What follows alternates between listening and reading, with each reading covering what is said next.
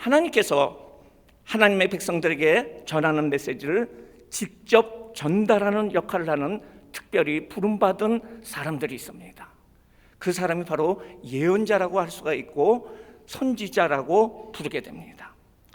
구약에 있는 그 선지자들은 하나님께서 백성들에게 하고 싶은 이야기들을 본인들이 직접 받아서 그것을 가감없이 완전하게 백성들에게 전하는 사명을 감당을 했습니다. 그래서 오늘은 내가 야훼인 줄 너희가 알리라는 그 말씀으로 선지자의 말씀을 우리가 나누기를 원합니다. 구약 성경에는 이사야, 에레미야, 다니엘 등 17명의 선지자들이 있습니다. 이들은 하나님이 주시는 메시지를 전달하였고 그것을 기록하여서 책으로 되어 있는데 바로 17권의 소선지서라고 할 수가 있습니다. 반면에 엘리사, 엘리야, 또 나단 같은 사람들은 하나님 말씀을 전달을 했는데 그것이 기록되지 않고 그냥 성경에 사람으로서 선지자로서 남아있는 사람들도 있습니다.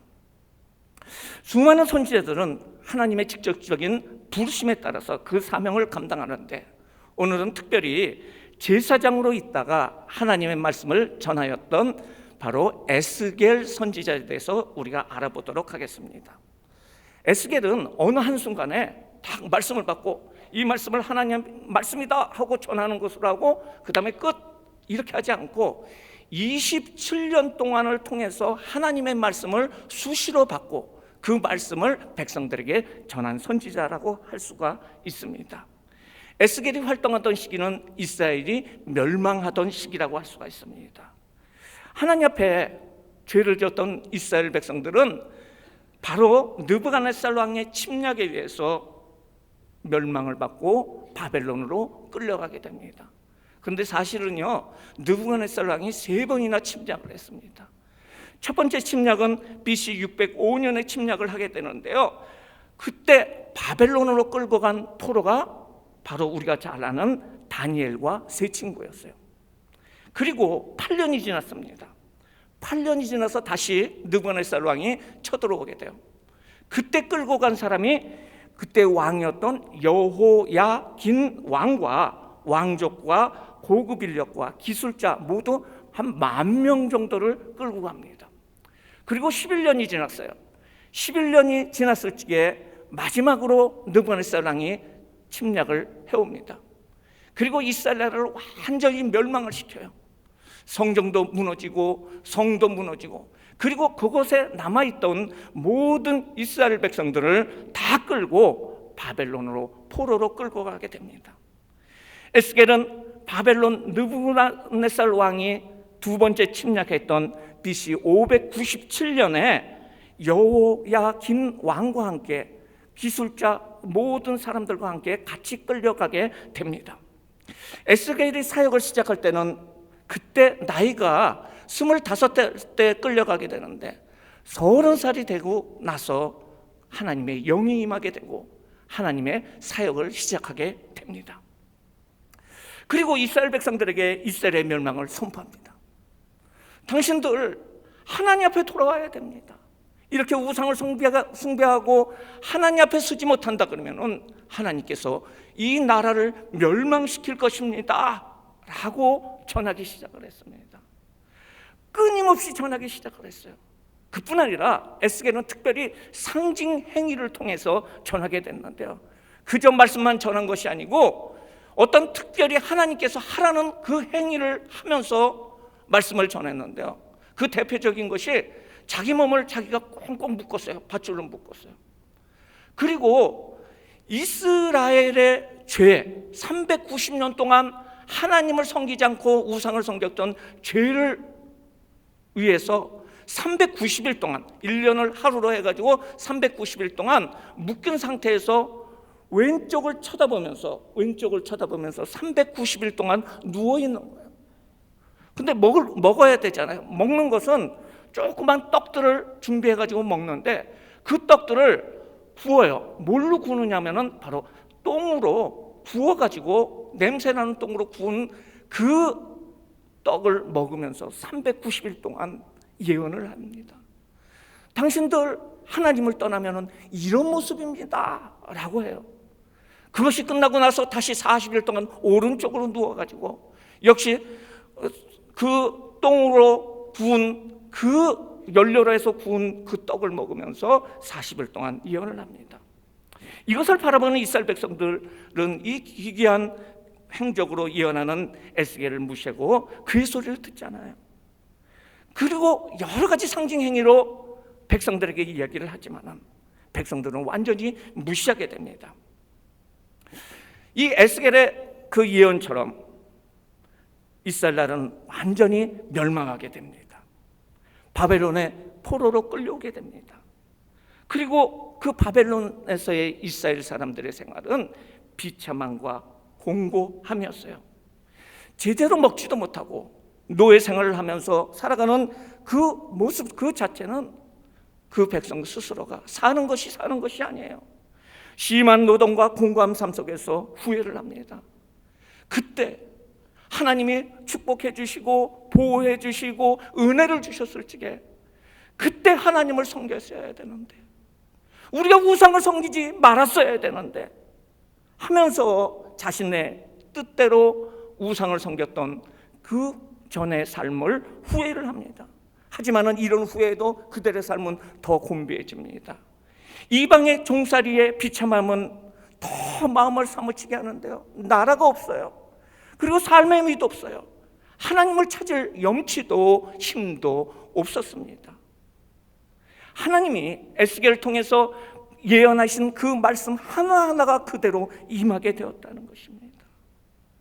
이런 고통스러운 모습에 아파하는 에스겔에게 하나님은 다시 나타나셨어요. 그리고 에스겔에게 직설적으로 너희들이 하나님을 배반하고면 멸망할 것이라고 이렇게 했던 그 예언을 이제는 중단을 하고 새로운 말을 그들에게 전해라고 얘기합니다. 이 백성들을 향해서 이스라엘이 이 어둠과 멸망 가운데서 다시 회복될 것이다, 이 말씀을 전하라는 것이에요. 그 첫 번째 예언이 오늘 에스겔서 37장에서 나오는 그 환상의 내용이라고 할 수가 있습니다. 어느 날 에스겔에게 권능으로 하나님께서 임합니다. 1절 말씀에 보니까 야훼께서 권능으로 내게 임하였다고 얘기합니다. 에스겔은 성령의 강권함으로 그의 몸은 성령에 이끌려 광야 가운데 한 골짜기를 가게 돼요. 그런데 그 바닥에 뭐가 있었습니까? 뼈가 가득한 것을 보게 됩니다.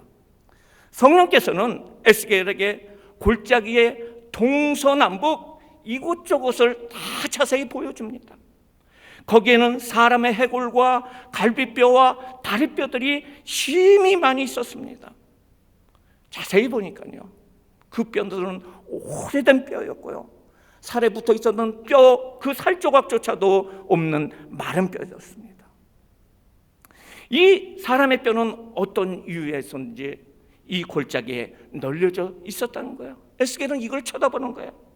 9절 말씀에 보면은 이 뼈들의 주인이 어떤 사람이냐, 죽음을 당한 자라고 얘기하고 있어요. 죽음을 당한 자라고 말하고 있는데, 다시 말해서 이 말은 살해를 당한 자라는 뜻이에요. 큰 전투가 이 골짜기에서 있었습니다.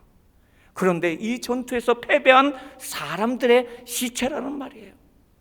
사실 이 뼈들의 주인은 왕성하게 달리고 훈련하고 능숙하게 말을 타고 창도 쓰고 칼을 잡고 싸우던 군대였습니다.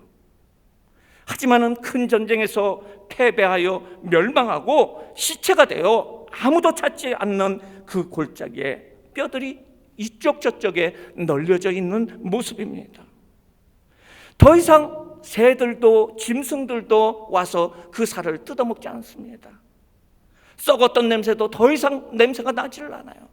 왜냐하면 무력한 마른 뼈 조각이었기 때문에 그렇습니다. 이때 하나님께서 다시 묻습니다. 그가 내게 이르시되 이 인자야, 이 뼈들이 능히 살 수 있겠느냐 하시기로 내가 대답하되 주의하여 주께서 아시나이다. 하나님께서 이 뼈들이 살 수 있겠느냐라고 물어보십니다. 그때 에스겔은 뭐라고 얘기했을까요? 어떻게 살아요? 이것들이 어떻게 살 수 있습니까? 라고 말하고 싶었지만은 하나님 앞이니까, 하나님은 전능하신 하나님이고 능력 있으신 하나님이시니까 그는 얘기합니다. 주 야훼께서 아시나이다. 이 말은 다른 표현으로 능로도 안 되고 힘으로도 안 되고 오직 주의 능력으로 가능합니다 라고 말씀하시는 것이에요. 이때 하나님께서 에스겔에게 다시 말씀하십니다. 4절 5절 말씀, 4절 5절 말씀 같이 읽어보겠습니다.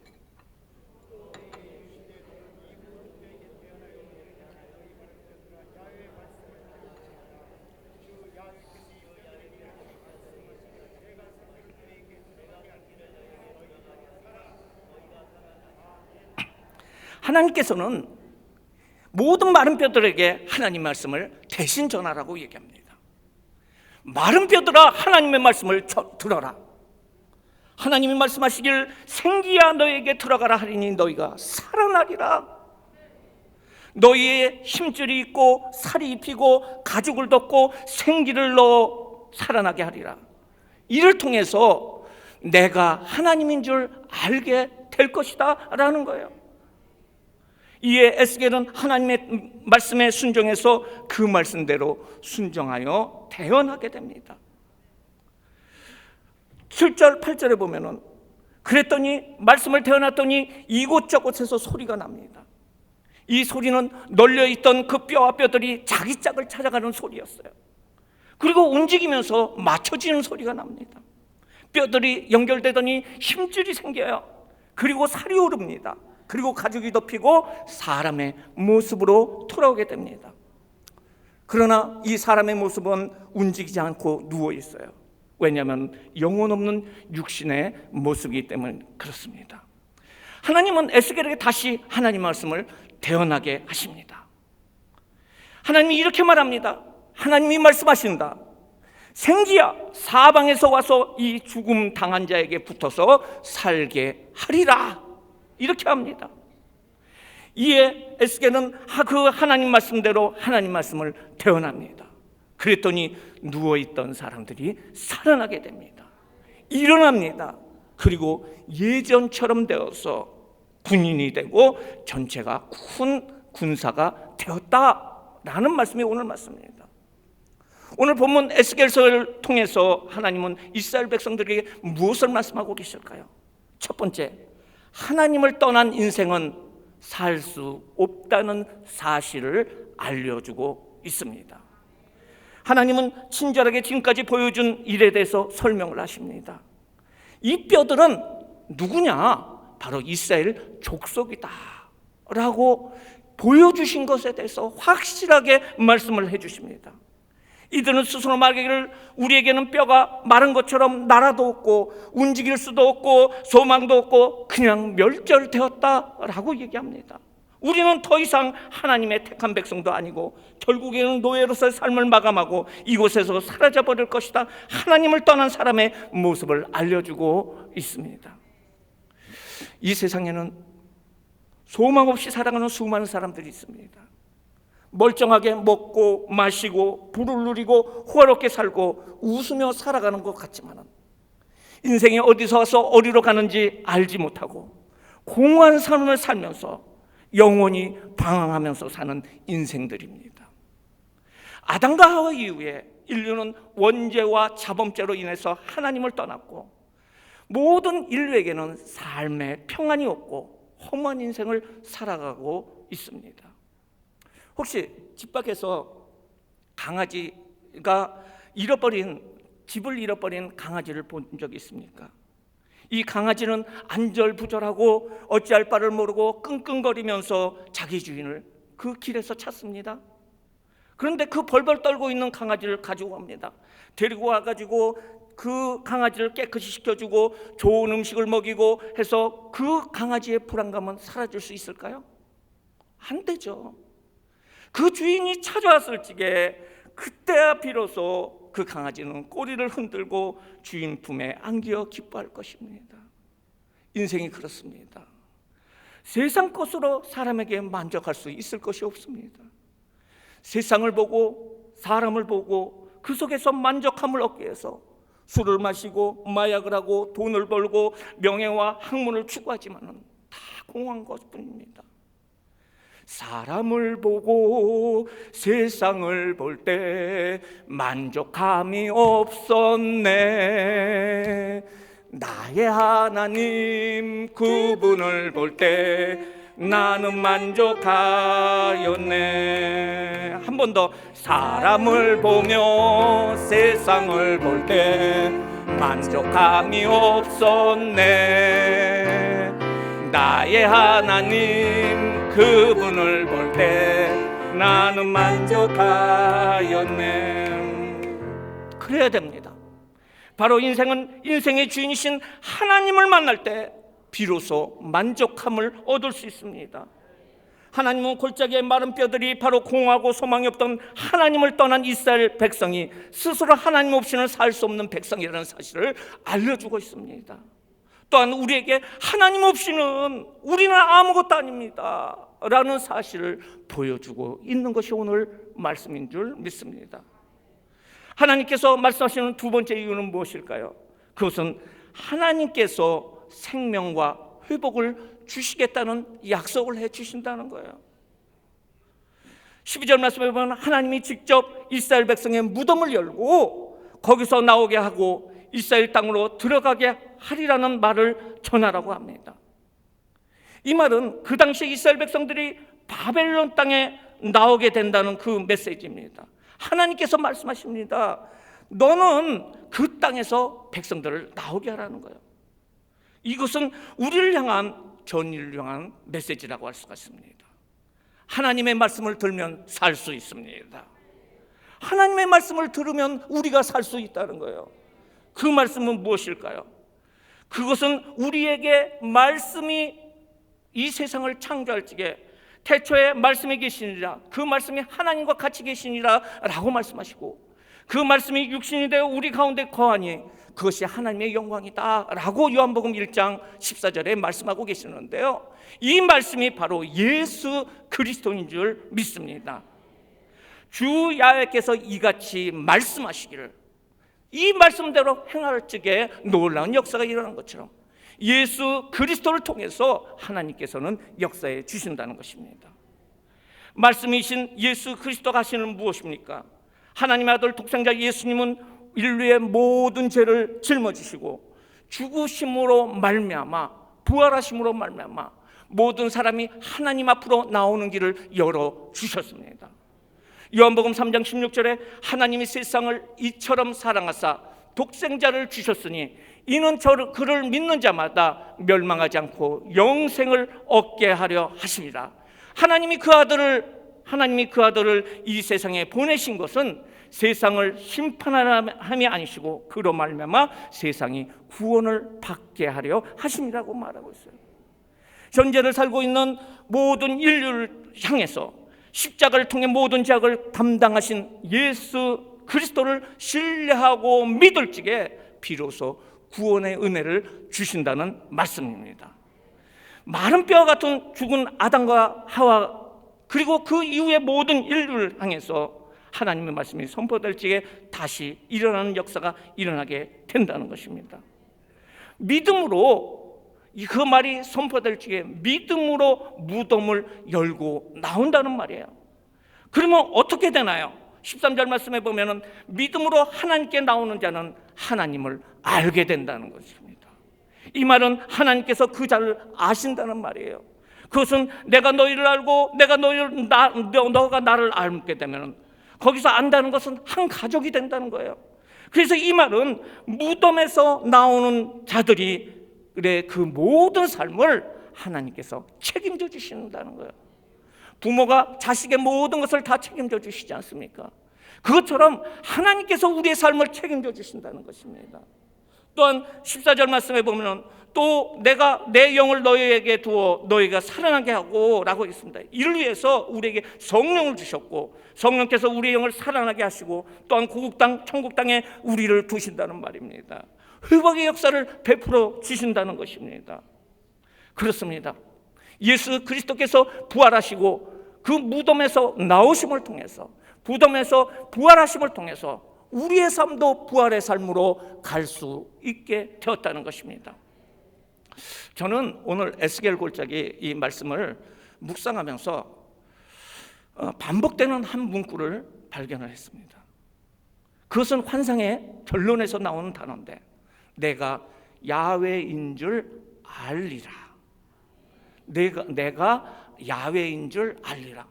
우리들이 그 사건을 통해서 하나님인 줄 알게 된다는 거예요. 이스라엘 백성들이 회복됨을 통해서 하나님인 줄 알고요, 우리가 하나님을 앞에서 구원받음을 통해서 하나님께서 야훼인 줄, 하나님인 줄 우리가 알게 된다는 것입니다. 오늘 읽은 이 짧은 성경 가운데서도 3번이나 나와요. 그런데 이 단어가 에스겔서에 몇 번 나오느냐 찾아봤어요. 64번이나 나옵니다. 64번이나. 전체 성경에, 구약과 신약 성경에 모두 한 100번 정도 나오는데 그 중에 에스겔서에서 64번이나 나옵니다. 이 말씀은 그렇습니다. 에스겔서에서 하나님은 에스겔을 통해서 이스라엘 백성들에게 말씀하시는 그 핵심은 너희는 나를 알라라는 말이에요. 하나님은 이스라엘 백성들이 하나님 앞에 나가서 하나님을 알기를 원하시고 계십니다. 하나님은 바벨론에서 포로 생활하는 이스라엘 백성들을 하여금 너희들은 그 무덤에서 나와서 하나님을 아는 삶으로 다시 변화되라 라고 말하고 있어요. 호세아서에 보면 이런 성경구도 있습니다. 그러므로 우리가 야훼를 알자. 그의 나타나심은 새벽빛같이 어김없나니 이 비와 같이 땅을 적시는 늦은 비와 같이 우리에게 임하시리라. 우리가 야훼를 알자. 힘써 야훼를 알자. 하나님을 알아야 됩니다. 하나님을 힘써 알기 위해서라면 하나님을 나타나시는데, 알게 되면 하나님이 나타나시는데 바로 새벽빛과 같이 어김없이 나타나지며 또한 늦은 비와 같이 땅을 적시는 늦은 비와 같이 우리에게 임하게 된다고 호세아 선지자는 선포하고 있습니다. 그러면 하나님을 아는 방법은 무엇일까요? 구약에서는 하나님께서 그 선지자를 통해서 이스라엘 백성들에게 선포를 해요. 하나님을 알아라, 하나님을 알아라, 하나님 앞에 나와라, 이렇게 선포를 하고 있습니다. 하지만은 신약에서는 하나님께서 직접 이 세상에 오셨습니다. 그분이 바로 예수 그리스도입니다. 그리고 우리와 같이 생활하시고 우리의 모든 죄를 위해서 십자가에 죽으시고 부활 승천하심으로 우리를 구속해 주셨습니다. 오순절날 다시 성령님께서는 이 땅에 우리에게 직접 오셔서 우리의 마음속에 들어와 계시고 우리 안에 계시는 줄 믿습니다. 고등학교를 가면은 자녀들에게 학원을 보내는데요, 돈이 많이 든다고 얘기를 합니다. 맞죠? 근데 우리는 우리의 필요에 따라서 부족한 부분, 국영수라든지 또 부족한 부분을 학원에 보냅니다. 학원에 보내는 것이 단순한 것이 아니에요. 학교가 끝나면은 학원까지 차를 타고 가야 돼요. 거기서 또 수업 시간을 기다렸다가 강의를 들어야 돼요. 끝나면은 집에 와야 되고요. 너무 시간이 많이 들어요. 근데 부자들은 어떤 줄 아세요? 쪽집게 강사를 집에다 불러가지고 강의를 들어요. 학원에서 그 많은 사람들이 있기 때문에 물어보지 못하는 것도 물어볼 수가 있고, 또 그 사람의 학생에 따라가지고 맞춰가지고 1:1로 이 얘기를 해줘요. 공부를 시켜요. 실력에 맞춰가지고 공부를 시켜요. 이것을 뭐라 그럽니까?